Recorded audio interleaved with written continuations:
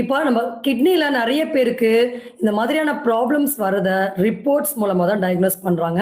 அதற்கு urea creatinine report தான் நம்ம எடுத்து பார்ப்போம். ஸோ ஃபர்ஸ்ட்டு யூரியா கிரியாட்டினின் எடுக்கும்போது யூரியாவுடைய லெவல் அதிகமானாலோ, இல்ல கிரியாட்டினுடைய லெவல் 1.2, 1.3க்கு மேல போகும்போது, நமக்கு இந்த மாரியான கிட்னி ரிலேட்டட் ப்ராப்ளம்ஸ் இருக்குன்னு அடுத்த லெவல் கிட்னி ஸ்கேன்ஸ் எடுத்து பார்ப்போம். அப்ப அந்த கிட்னி ஸ்கேன் எடுக்கும்போது, சில பேருக்கு சிறுநீரகங்கள் அப்படியே சுருங்கி போயிருக்கும். ஷ்ரிங்கேஜ் இருக்கும். சில பேருக்கு உள்ள இருக்கக்கூடிய குளோமெருலர் ஃபில்டர்ஸ் அதுல வந்து ப்ராப்ளம்ஸ் இருக்கும். இந்த மாதிரி அத டேமேஜ் ஆறதுக்கான நெறைய ஒரு காரணங்கள் இருக்கு. ஸோ இதன் காரணமாக தான் ரத்தத்துல இந்த உப்புடைய அளவு அதிகமாகும். ஸோ இத எப்படி நம்ம ஒரு ஸ்டார்ட்டிங் ஸ்டேஜஸ்ல ஏன்னா இதுல 5 ஸ்டேஜஸ் இருக்கு. ஒரு ஸ்டேஜ் 1, 2 வரைக்கும் டாலரபிளா இருக்கும்.